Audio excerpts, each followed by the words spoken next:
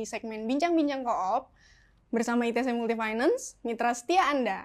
Nah, di episode kali ini kita bakal ngobrolin soal realita magang di Jepang. Makanya ngobrolnya sama alumni peserta koop yang udah pernah ke sana. Kebetulan mereka juga kakak beradik. Halo Kak Nanta, Kanita. Konnichiwa. Konnichiwa. Mungkin boleh kenalin ke minasang di rumah. Halo, saya Nanta. Dan saya Nita. Apa kabarnya nih Kanita sama Kananta? Baik. Alhamdulillah baik. Baik banget. Berarti bener valid tadi aku ngomong kalian berdua kakak beradik. Bener. Kelihatannya gimana? Mirip nggak? Mirip deh. Mana yang kakak, mana yang adik nih? Yang kakak ya. Saya biasanya ketuker orang-orang. Oh iya. Berarti biasanya orang-orang bilangnya Kananta kakak ya? Yes. Ya. Karena kalian kakak beradik, waktu pas jadi peserta nih seangkatan nggak? Enggak. Jadi saya duluan. Kemudian kalau Nanta itu 1 tahun setelah saya baru dia masuk. Gitu. Ya, cuman gapnya antara angkatan Mbak Nita sama aku tuh agak lumayan jauh ya. Jadi Mbak Nita dulu angkatan 13 dan aku angkatan 25. Ya. Gitu. Manjau kan? Oh, angkatannya lumayan jauh, tapi berangkatnya cuma beda 1 tahun. 1 tahun, Iya. 1 tahun setengah. Berarti sempet di Jepangnya bareng-bareng dong kalian? Iya, betul. Bareng-bareng. sekali. Di sana berapa lama? Kalau kami awalnya 3 tahun, sama-sama 3 tahun. Gitu. Cuman barengnya selama di Jepang kira-kira 1 tahun ya. 1 tahun kah? Iya, Iya, betul. 1 tahunan sih. Iya. Terus pas di sana bidang kerjanya itu sama juga atau beda juga? Beda. Jadi kalau perusahaan kami dulu kebetulan perusahaannya pengolahan makanan ya itu ya. Ada bagian-bagian yang dikerjakan sama perempuan sama laki-laki beda gitu. Tapi setiap bagian itu ada bagian-bagian lagi nih. Nah itu semua orang harus bisa. Jadi misalkan line 1, line 2, nah ini semua orang harus belajar bisa gitu. Cuma laki-laki sama perempuan biasanya ada yang dibedakan pekerjaannya. Iya, gitu benar ya. sih. Jadi ada pekerjaan khusus perempuan, ada yang pekerjaan yang khusus laki-laki gitu. Kalau Kananta sendiri? Iya, dulu sama ya. Jadi kayak di kerjaan laki-laki tuh macam-macam dulu ngerjainnya. Jadi dari yang dasar-dasar dulu sih, dulu diajarin sama orang Jepang yang gampang-gampang dulu lah gitu. Ya. Baru habis itu ada yang orang Jepang resign, baru disuruh mencoba pekerjaan yang orang Jepang kerjain gitu. Yang sebelumnya orang Jepang belum pernah mempercayakan orang Indonesia untuk kerjain gitu. Iya, betul sekali. Berarti sebenarnya sama-sama pengolahan makanan, cuma karena kalian wanita sama pria, berbeda ininya, job desk-nya gitu ya? Nah, pas kalian di Jepang, adaptasinya gimana sih?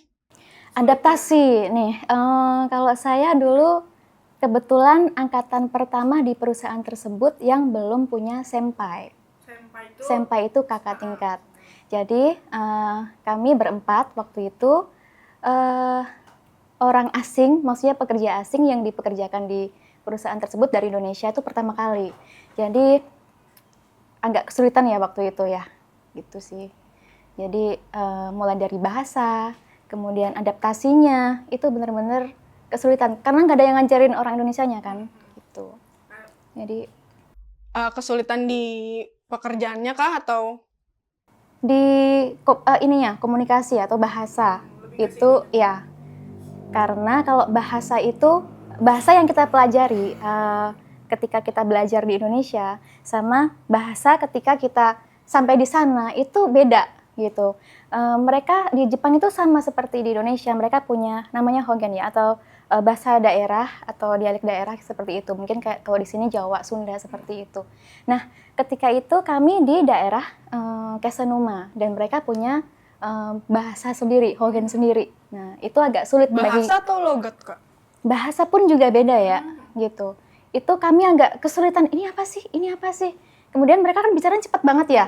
Dan gitu kita baru pertama kali gitu. Jadi kayak aduh susah banget ya gitu. Itu awal-awal yang menurut saya agak susah. Ya sih, dari bahasa dan kan nanti komunikasi ke kerjanya juga jadi susah ya. Iya, betul sekali. Kalau Kananta sendiri mungkin beda kesulitannya. Agak beda mungkin ya karena udah ada senpai. Cuman dulu aku angkatan pertama yang laki-laki. Jadi sebelumnya belum pernah ada angkatan laki-laki. Di bidang itu. Nah, di perusahaan tersebut itu. ya. Ya. Jadi apa namanya? Kesulitan pertama itu yang pertama emang bahasanya agak beda ya. Mungkin karena agak di pedesaan dengan bahasa yang berbeda. Yang kedua ada musim ya, karena beda banget di sini. Jadi tahun pertama itu tahun yang menurut aku tuh berat di sana. Yang pertama tuh bahasa, yang kedua adalah musim ya. Terus yang ketiga adalah pekerjaannya. Pekerjaannya itu kita harus dalam jangka waktu 1 tahun itu kita harus gimana caranya kita bisa bekerja dan kita harus bisa bahasa secara beriringan gitu. Karena pekerjaan kita harus belajar bekerja dan kita harus belajar bahasa yang agak berbeda gitu dari yang diajarin di sekolah gitu sih. Iya sih, gitu. Berarti ekspektasi kalian jadi kepatakan juga dong kayak yang soal bahasanya. Tapi untuk ekspektasi di awalnya pas di Indonesia, kalian gimana? Kalau ekspektasi tentunya pasti, wah kerja di Jepang nih, gitu kan. Pasti yang pertama gajinya besar. Kemudian pengen banget nih mempelajari gimana sih cara kerja orang Jepang, itu kan pasti ya. Jadi kan ekspektasi itu udah tinggi gitu ya. Gitu. Tapi ya memang ketika kami sampai di sana, ya memang harus berjuang untuk benar-benar dapetin itu tuh nggak gampang gitu. Misalkan kayak kedisiplinan, itu tuh benar-benar kayak beda banget sama Indonesia. Cara kerja mereka, kedisiplinan mereka itu benar-benar beda banget. Nah, dan itu dari kedisiplinan itu selama kita di sana 3 tahun, tentunya kebawa sampai sekarang di Indonesia. Nah, itu sih. Berarti dari statement kakak bilang beda banget, sebelum kakak berangkat ke sana juga kakak pernah kerja di Indonesia dulu dong ya? Dengan ekspektasi yang dibawa tadi. Iya, betul sekali. Iya. Gimana kan Anta? Hampir sama ya.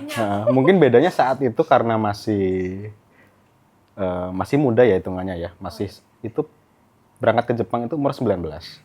Lulus sekolah? Nggak lulus sekolah banget sih. Lulus sekolah itu umur 18 ya. Jadi kerja setahun dulu, habis itu ke Jepang di umur 19 gitu. Jadi ekspektasi untuk anak umur segitu ya, masa remaja umur segitu kan, wah di Jepang nih kerjanya enak, gajinya gede gitu ya. Jadi pokoknya ngebayangnya yang bagus-bagus dulu gitu. Dan pas sampai di Jepang ya itu, kita harus survive ya di tahun pertama gitu. Kerjaannya, bahasanya gitu. Terus makanannya mungkin ya, ada beberapa orang yang kurang cocok dengan makanan Jepang dan kita. Iya, benar banget tuh. Gitu sih. Gitu. Tapi dengar-dengar Kananta sampai 2 kali kesananya. Gimana nih? Ketagihan. Iya, candu banget tuh. Candu banget tuh. Jadi dulu itu berangkat di tahun 2017. Itu waktu umur 19 tahun ya. Terus pulang di umur 23, itu di tahun 2019.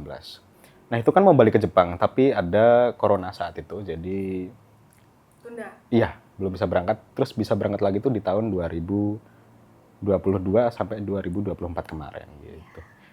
Penundaannya itu atau bisa enggaknya itu dari keputusan Kananta sendiri atau emang perpanjang kontrak atau apa itu? Itu kita biasanya udah ngomongnya sih dengan perusahaan. Nanti saya pengen kembali suatu saat gitu, bisa apa enggak? Dan perusahaan bisa welcome aja, kapan aja bisa balik gitu sih. Kananta 2 kali, Kanita kenapa nggak 2 kali nih? Ada keputusan yang tidak bisa di-share. Apa ya? Pengennya ya udah di Indonesia aja. Kalian kan adik kakak terus 1 perempuan 1 laki-laki. Pas di Jepang sana tuh ada kesetaraan gender gitu nggak sih? Atau pilih-pilih kalau cewek gimana, kalau cowok gimana? Apalagi tadi ternyata kalian di 1 perusahaan cuma job desk-nya dibedain, yang cewek yang apa, yang cowok yang gimana. Dan yang kalian rasakan di Jepang tuh kayak apa? Coba. Kalau kesetaraan gender ya, ini sepengalaman pribadi aku aja ya. Mungkin di perusahaan lain mungkin beda ya. Maksudnya ada yang di perusahaan itu yang lain ya, itu semua pekerjaan laki-laki dan perempuan itu sama gitu. Jadi mereka mengerjakan apa yang dikerjakan laki-laki juga misalnya perempuan gitu ya. Cuman di perusahaanku dulu pekerjaan yang berat, terutama angkat-angkat itu ya itu tidak boleh dikerjakan oleh perempuan. Jadi hanya boleh dikerjakan oleh laki-laki gitu. Jadi kalau cewek packing misalnya nih, kalau cowok bagian angkat-angkat atau pembersihan Pokoknya ikan pekerjaan gitu. yang berat-berat ya.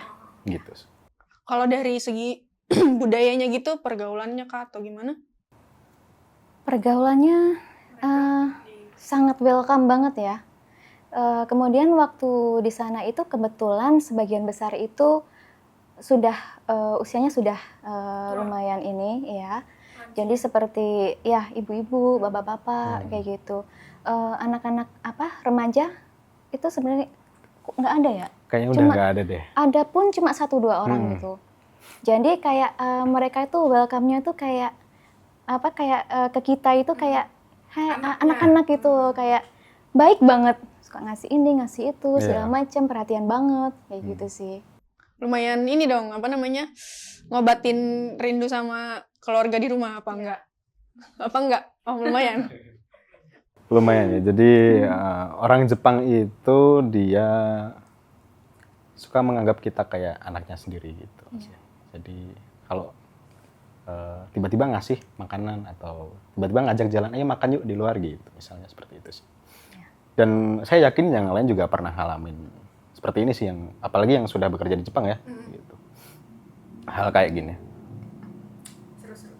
Nah, kalau yang kalian ingat sistem kerja di Jepang yang unik gitu, yang beda, ada nggak? Selain yang terkenal kan kedisiplinan tuh. Sistem kerja ini seingat saya di perusahaan itu pernah diadakan namanya itu Kaizen. Itu waktu itu saya baru pertama kali dengar dan tahu istilah Kaizen. Kaizen itu perubahan menjadi lebih baik atau perbaikan yang berkelanjutan. Nah, itu namanya Kaizen. Nah, waktu itu dari perusahaan itu ngundang ahli untuk datang ke perusahaan, terus cari cara gimana caranya biar jalannya produksi itu biar lebih efisien, biar lebih cepat, produksi lebih banyak, tapi dengan kualitas yang tetap baik ya. Nah itu sampai perusahaan itu ngundang ahlinya Kaizen itu. Di situ saya baru pertama kali melihat ya, oh kayak gini ya, ternyata tuh orang Jepang tuh segininya ya untuk mempertahankan perusahaan biar berkelanjutan ya. Nah, seperti itu. Nah, itu kebawa sama diri saya sendiri. Mungkin kalau Kaizen pada diri kita itu contohnya kita bisa improve skill kayak gitu kan. Ya meningkatkan kemampuan kita lah. Nah, kayak gitulah. Jadi lebih baik dan berkelanjutan. Itu sih. Itu yang waktu itu saya ingat sampai sekarang, Kaizen. Itu sih. Itu yang saya suka waktu itu. Aku juga baru dengar sih. Oh iya. Kananta gimana? Baru dengar? Enggak sih. Nah, menurut Kananta bisa nggak Kaizen ini dibawa ke co-op? Apalagi kan kita satu perusahaan. Ternyata kalian berdua setelah dari alumni peserta magang, terus kerja di Indonesianya jadi satu perusahaan. Gimana? Nah, menurut aku itu ya, perlu diterapkan di Indonesia ya, sistem Kaizen itu. Jadi kayak pekerjaan itu jadi lebih raku tuh praktis ya, lebih praktis, jadi lebih efisien gitu ya. Jadi misalnya yang biasanya dikerjain 2 orang nih, itu padahal bisa dikerjain 1 orang gitu. Jadi lebih praktis, terus lebih efisien juga sih. Itu aja sih. Ya. Kita nih satu perusahaan di co-op sekarang barengan kan, sama-sama. Beda banget nggak pas kerja di sana sama di sini? Terus di sini kalian apa sih kerjanya, ngapain? Oke. Tentunya beda ya. Beda. Budaya di Indonesia sama Jepang pun beda. Cuma tetap sama-sama baik ya, sama-sama bagus. Untuk saya di sini di perusahaan di co-op ini saya sebagai sekretaris perusahaan itu kadang juga ngebantuin untuk bikin CV, persiapan CV untuk peserta yang mau ikut daftar di pemagangan, seperti itu sih. Kemudian untuk pengurusan visa, dokumen-dokumen itu saya. Kalau Nanta beda lagi. Gitu. Nanta apa? Kalau saya ngurusinya business development ya. Jadi selain handle tamu, backup tamu, nanti juga ada seleksi untuk beberapa peserta yang istilahnya audisi gitu ya. sebelum ke babak final. Finalnya kan nanti kita ada Mensetsu di Bandung atau di Jakarta seperti itu. Jadi kita pilih dulu beberapa orang yang sekiranya ini sudah memenuhi kualifikasi syarat gitu ya, masuk ke Mensetsu atau ke wawancara final seperti itu sih. Oh, jadi kita tuh kayak ibaratnya wawancara sama pesertanya dulu tuh sama kita, udah terpilih, baru mereka bisa ikut yang Mensetsu yang wawancara sama perusahaan Jepang gitu. Nah, kalau kayak gitu ada kriterianya nggak? Berarti kan kakak mewakili koop untuk memilih si peserta-peserta ini sebelum mereka Mensetsu sama perusahaan Jepangnya. Gitu. Kayak gimana kriterianya? Kalau pada umumnya itu adalah bahasa ya, itu yang paling utama. Bahasa. Harus minimal ya bahasa Jepang dasar lah gitu ya. Bahasa. Yang kedua adalah attitude. Attitude-nya itu, karena di Jepang sangat kepake banget attitude ini. Iya. Attitude, kesopanan itu kita tidak berharap peserta sopan kepada kita. Cuman kita bisa melihat dari situ bagaimana pembawaan peserta nanti pada saat di Jepang gitu sih. Nah, attitude sama kesopanan yang seperti apa kan kita Indonesia ini terkenal sama orang-orang yang ramah, yang sopan kayak gitu.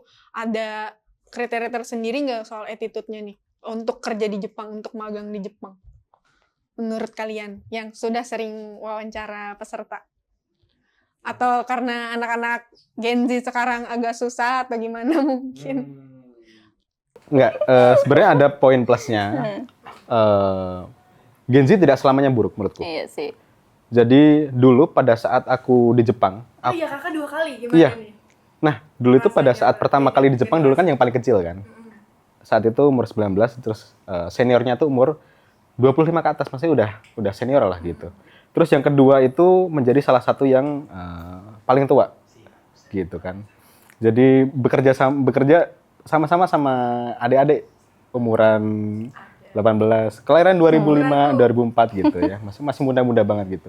Dan untuk daya juang tak lihat emang kurang ya. Cuman dari kreativitas mereka saya akui emang Kalau kreativitas bagus ya. jadi untuk kerjanya itu sat-setnya tuh dapet. Iya. Cuman misalnya dimarahin orang Jepang gitu kayak udahan gitu. Kayak langsung mudah menyerah gitu aja sih gitu. Jadi harus lebih di briefing untuk lebih semangat lagi gitu. Gimana caranya menyampingkan mood karena kita bekerja gitu loh. Kita kerja sama-sama orang Jepang gitu.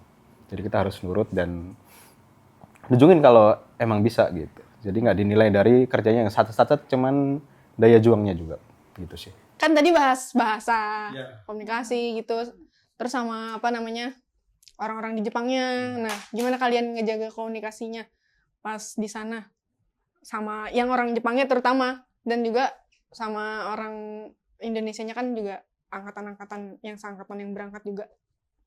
Itu seperti apa? Kalau komunikasi, sampai sekarang masih ada beberapa teman orang Jepang yang masih komunikasi ya. Masih saling tukar kabar, kayak gitu. Kemudian seringkali bilang nanti kalau ke Jepang mampir ya, gitu pasti. Jadi komunikasi itu kan penting ya. Kita harus selalu menjalin hubungan baik ya. Dan ketika di sana 3 tahun itu, kenangannya luar biasa, gitu. Ini ya, mungkin kalau pengalaman pribadi saya, 1 tahun di sana itu sangat berat rasanya. 2 tahun itu mulai terbiasa. 3 tahun itu rasanya nggak mau pulang. Benar banget sih. Itu rasanya nggak mau pulang. Makanya balik lagi Coba. ya, Kak? That's right, anjay. Astagfirullahaladzim. Terus, Kak, berarti Kayak kakak gitu. dapet temen di sana? Iya, banyak. Yang Jadi orang Jepang ya. Jadi sebagian besar berhubungan sangat baik, berkomunikasi sangat baik. Seperti itu sampai sekarang gitu. Termasuk waktu itu sama pimpinan perusahaan pun sampai sekarang juga masih saling bertukar komunikasi. Kalau kakak ada yang mau temenan sama kakak? Jangan gitu. Oh ya, ada. Enggak. Jadi alhamdulillah sampai saat ini teman-teman perusahaanku yang dulu yang masih bekerja di sana tuh masih banyak yang ngechat untuk nanya-nanya gimana sih cara menghadapi situasi sulit pada saat bekerja. Diskusi, keren banget. Iya nggak apa-apa. Karena dulu lumayan pas pada saat kerja bareng itu teman-teman nanyain gimana sih ngadepin situasi sulit seperti ini gitu. sampai sekarang kebawa. Jadi walaupun pulang teman-teman masih juga suka ngechat, gimana sih Kak caranya gitu. Tapi kalau jaga komunikasi kalian berdua gimana? Selama di Jepang dulu, terus sekarang satu kantor, mejanya sampingan, Satu tempat tinggal. satu tempat tinggal. Gimana, bosen coba? Berantem nggak? Jujur. Enggak sih. Enggak. Enggak sih. Masa? Enggak sih. Iya. Ngambek-ngambek. Sejauh ini kayaknya belum pernah berantem kita. Dari Enggak pernah ya kita ya? Nggak pernah kayaknya. Enggak pernah kan? apa adik kakak kalian fake sebenarnya? Masa nggak berantem? Enggak, ini enggak gimmick ya maksudnya. Masa nggak berantem? Masa adik kakak Nggak. nggak berantem? Nggak terima nih. Enggak. Enggak.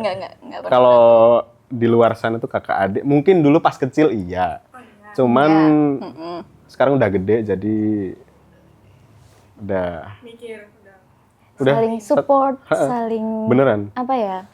Karena tempat kerjanya sama bertahun-tahun di suatu situasi yang sama, jadi kan tahu ya jadinya ya. Hmm. Nah ini saling nyemangatin, saling nguatin, Hmm. saling apa ya support kayak gitulah. Beneran sampai sekarang. Mungkin balik lagi kayak apa namanya mau tanya waktu ekspektasi kalian berdua pas yang tadi tuh pas di awal kalian ada bahas kerja di Jepang penghasilannya pasti apa namanya lumayan gitu. Nah tapi realitanya gimana dan sebenarnya mencukupi nggak buat hidup kalian berdua di sana? Kalian termasuk yang irit kah atau yang hedon? Hedon parah sih. Hedon banget. Dan parah sih dia. Aduh. Balik-balik sepatunya berapa? Aduh, enggak dong.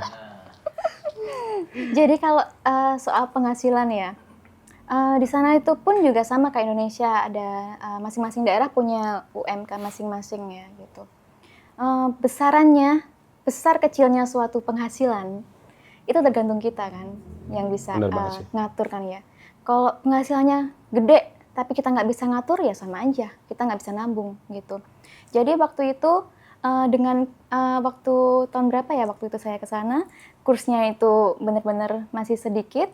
Kalau di rupiahin pun juga tidak terlalu besar, tapi gimana caranya bisa memanage uang itu, bisa untuk hidup di sana kebutuhan berapa persen, kemudian untuk nabung biarpun cuma sedikit, kemudian untuk bisa memenuhi kebutuhan keluarga di Indonesia seperti itu. Jadi kita harus pintar-pintarnya kita ya untuk mengelola penghasilan tersebut.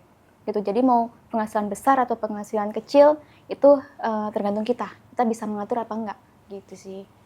Itu. Kakak gimana? Tadi kata hedon nih. Enggak. Ini contoh yang hedonnya.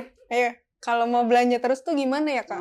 Ada toko yang Kakak sering kunjungi untuk belanja-belanja mungkin? Kalau toko sebenarnya banyak ya di Jepang kan emang produknya kan tidak terlalu mahal ya. Untuk gaji segitu. Oh iya. Untuk gaji segitu. Tapi harganya juga beda ya kalau di Beda, Indonesia berapa, beda. di sana berapa? Iya. Beda. tuh? Beda. Jadi tips hemat, jadi biar tetap bisa hedon gitu.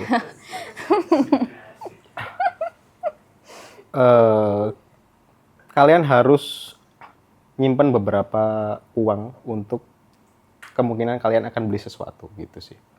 Jadi misalnya kalian punya HP nih gitu, itu biasanya kan di tahun pertama kan ada yang di Jepang langsung pengen beli ini gitu, karena dengan gaji uang segitu dan barang-barang di Jepang seperti HP dan laptop dan sebagainya kan murah ya di sana ya. Itu tiba-tiba pengen gitu, padahal sebelum belum butuh-butuh banget gitu, kita masih bisa menggunakan handphone yang kita punya gitu ya. Jadi kita simpan sedikit-sedikit gitu, karena di tahun pertama itu lumayan agak susah ya memanage uang gitu ya, untuk dikirim ke rumah, kita buat kehidupan sehari-hari gitu, buat pegangan sebulan gitu ya, atau buat nabung gitu kan kita harus bisa memilih uangnya gitu. Boleh nggak sih di-spill nominal yang kalian bawa ke Indonesia dulu? Waduh, Emang boleh. Nggak tahu aku. Kalau nggak boleh kan tinggal di-cut. Iya, bisa disensor. Yang penting kita tahu. Ini ada satu dan banyak. Atau kalau mungkin biar jadi semangat. Kan soalnya biasanya peserta yang mau berangkat suka ditanya tuh mau bawa pulang uang berapa dari Jepang nanti. 100 juta gitu. Nah, ini versi versi realitanya. realita. Oh, sedetail. Iya. Spill lah. Kalau saya mungkin karena waktu itu masih kursnya sedikit dan UMR-nya juga belum banyak, tapi cukup. Waktu itu bukan berupa wujud uang sekian Bener ratus sih. juta gitu enggak, tapi berwujud rumah. Jadi bisa memperbaiki rumah orang tua. Nah itu jadi suatu kebanggaan ya. Selain itu ada tabungan sedikit untuk memulai suatu modal usaha. Gitu aja sih. Kalau ini mungkin beda lagi kali. Iya, beda lagi. Apalagi 2 kali, berarti pencapaiannya harus ada 2 nih, Kak. Apa nih, Kak? Spill. Sama sih sebenarnya. Jadi tidak menyimpan dalam bentuk uang ya, karena kalau menyimpan dalam bentuk uang itu banyak kepakainya gitu ya. Iya. Tapi pasti juga sudah pengalaman sih teman-teman, kalau nyimpan uang pasti kepakai kan buat apa gitu ya. Jadi kita nabungnya tuh dalam bentuk misalnya beli tanah gitu ya, atau beli perumahan misalnya ya, seperti itu. Berarti termasuk tips dari kalian juga ya buat nanti peserta yang mau berangkat, kalau bisa nabungnya harta benda gitu, jangan uang. Atau Benar. Ini Investasi iya, lebih tepatnya. investasi, Iya. betul sih. Gitu. mau tanya, kalau pas kalian di Jepang waktu itu, pernah dapat masalah nggak gitu? Atau dapat omel atau apa gitu? Masalah atau omel itu pasti ada, Pasti ada. nggak mungkin nggak ada.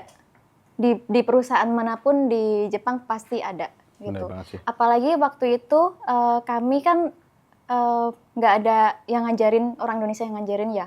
Jadi kita hanya ini ngira-ngira ini apa sih maksudnya, ini apa sih maksudnya, itu kita berpikir sendiri ya. Jadi ketika kita nggak tahu kan pasti bertanya kan ya. Nah ketika tetap nggak tahu, kadang kan gitu ya, kadang tetap nggak tahu ini tetap gimana sih maksudnya kayak gitu, ya kena omel lah gitu. Tapi nggak apa-apa, dari situ, dari kita dimarahin, dari kita diomelin, dari kita kita kan jadi berpikir ya, caranya ternyata seperti ini kayak gitu. Jadi seperti yang tadi saya bilang, 1 tahun pertama itu berat karena ya seperti itu. Pasti kita punya kesulitan entah bahasa, entah pekerjaan, itu pasti gitu. Tapi setelah kita terbiasa dan kita bisa improve untuk mengerjakan pekerjaan kita ini sesuai dengan prosedur dan ininya dengan baik, dengan hasil yang baik, ya udah gitu. Itu sih. Karena tuh menambahin. Masalah ya. Kalau dimarahin itu sesuatu yang pasti akan didapatkan. Pasti ya. Apalagi di tahun pertama kalian bekerja. Iya. Itu pasti. Ya. Karena kenapa? Bahasa kita belum terbiasa. Yang kedua, pekerjaan kita harus berjalan beriringan. Ya. Selain belajar bahasa kayak yang tadi aku omongin, bahasa dan pekerjaan harus berjalan secara beriringan. Itu susah di tahun pertama. Jadi wajar banget kalian dimarahin, itu wajar banget. Tapi bagaimana cara survive? Yes. Karena kan nggak selamanya kita dimarahin juga kan. Kita akan terbiasa dengan pekerjaan yang cuman itu aja setiap hari. Pekerjaannya sama. Pekerjaan yang diulang-ulang tiap hari. Jadi kita akan terbiasa di tahun kedua. Ya. Di tahun kedua kita mulai terbiasa dengan bahasa dan pekerjaan. Dan di tahun ketiga kita akan menjadi sangat mudah mengerjakannya. Bahkan ada perasaan, cuman gini doang pekerjaannya gitu. Dengan orang Jepang sudah akrab gitu. Jadi rasa tidak ingin pulang itu pasti ada gitu. Jadi itu sih. Jadi tahun pertama itu kalian wajar banget kalau dimarahin. Jadi tetap semangat yang masih tahun-tahun pertama dimarahin gitu sih. Berarti mungkin untuk yang tadi kriteria tadi ya. Ini nyambung ke kriteria tadi ya. Itu mental ya. Itu mental itu sangat penting banget. Sangat penting kita. Makanya ketika sebelum berangkat kita harus selain belajar bahasa, kita juga harus belajar kebiasaan, kemudian fisik dan mental kan ya. Nah, karena mental itu sangat penting gitu. Contohnya ketika tiba-tiba ada yang dimarahin nih karena kita salah, lalu kita dimarahin, kok mental kita nggak kuat tuh kayak merasa teraniaya, merasa aduh ini akhirnya pengen pulang atau kabur atau apa kayak gitu kan pikirannya gitu.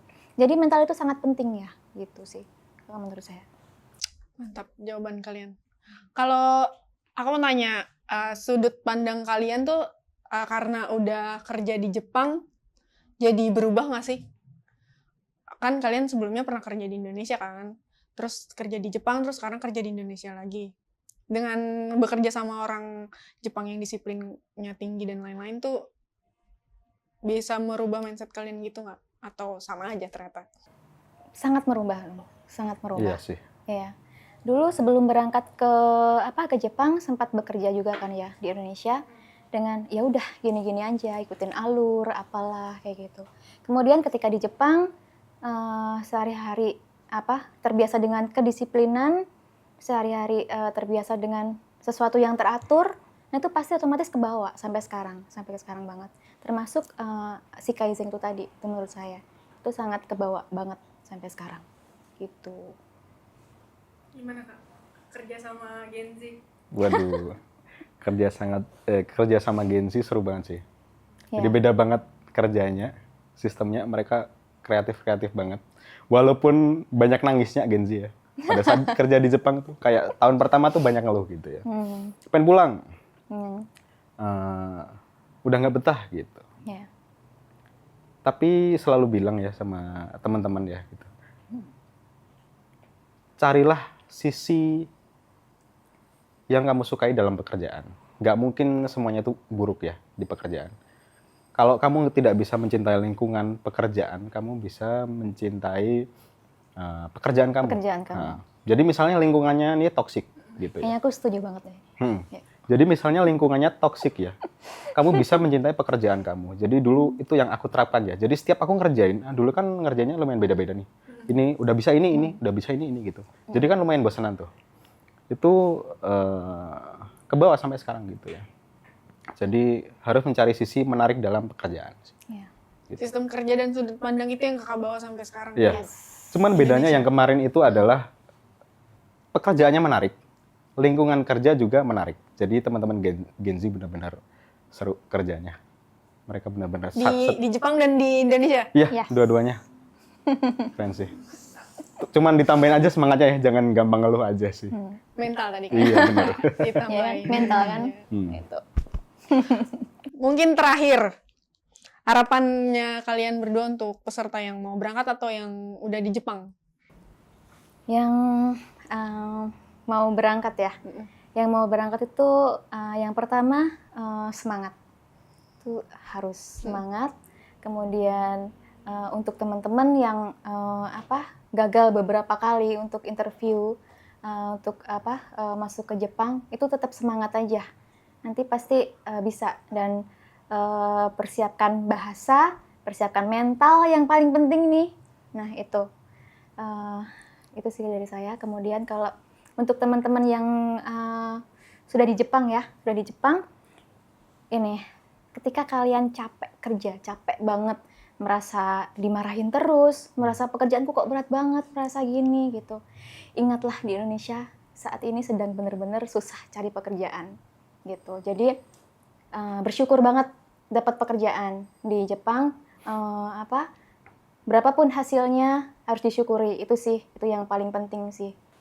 Jadi nambahin aja ya, tadi ada bahasa dan fisik ya, bahasa dan mental ya. Fisik juga perlu karena di Jepang itu kerjanya capek. Yes. Kalian harus terbiasa dengan capek tersebut ya. Sampai badan kalian benar-benar nggak ngerasain capek. Saking capeknya. Beneran. Pernah kerja dari pagi banget sampai malam banget itu juga pernah. Sampai badan tuh nggak ngerasa apa-apa. Tapi karena terbiasa ya, yang penting makannya dijaga. Kesehatannya dijaga karena setiap tahun tuh ada medical check up. Jadi harus jaga kesehatan. Gitu. Terus tadi apa? Untuk teman-teman yang mau berangkat sama yang udah di sana? Ya, yang udah di sana semangat ya. Jadi ketika kalian pengen menyerah, itu kalian harus ingat tujuan awal kalian masuk LPK itu seperti apa. Kalian harus ingat-ingat. Ada orang tua di rumah yang harus kalian bahagiakan. Ada istri atau suami kalian atau anak kalian yang harus kalian bahagiakan di rumah gitu ya. Jadi kalian harus ingat tujuan itu ya. Jadi harus jaga diri di sana, jaga pergaulan.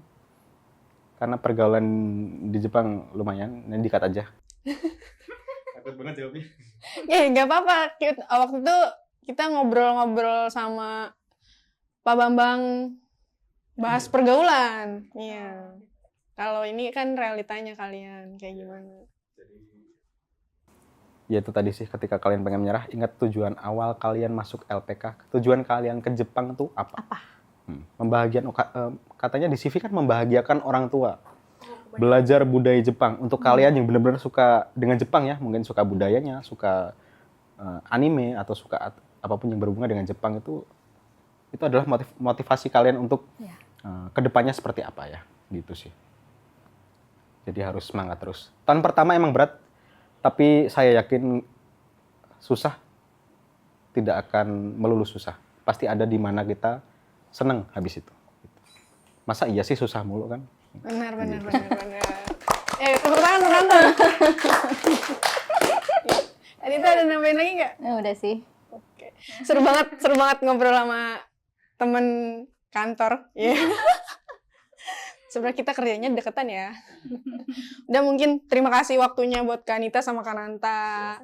Saya sih lihat jadwalnya episode ini tuh harusnya episode ketiga. Cuma ini jadi episode ke-12 ya. Maaf ya, sibuk. Saking sibuknya narasumber yang ini. Jalan-jalan. Baru balik dari Jepang. Kak Nanta kapan ke Jepang lagi? Aduh. Jadi peserta Belum ada rencana ya. liburan. Liburan Amin. ya. Terima kasih minasang yang udah nonton di rumah. Terima kasih juga untuk ITC Multifinance, mitra setia Anda. Aku pamit undur diri. Jane! Ke kamera sana, Kak. Jane!